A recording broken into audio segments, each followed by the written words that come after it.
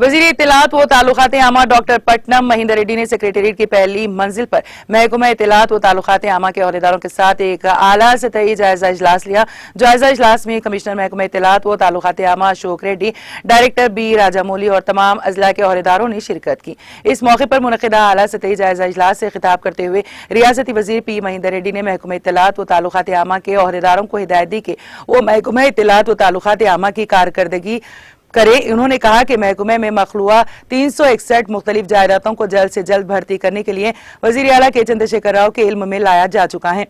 उन्होंने कहा कि तेलंगाना हुकूमत तमाम सहाफ़ियों की फलाह बहबूद के लिए पुरअज़्म है। उन्होंने कहा कि पेशा सहाफ़त एक मुअज़्ज़ज़ पेशा है जिनका हर फर्द इज्जत व एहतराम करता है।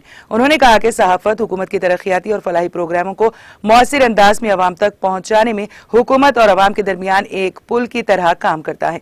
उन्होंने महकमा इत्तलात के अफसरान को मशवरा दिया है कि वो मेहनत करे और महकमे का नाम रोशन करे।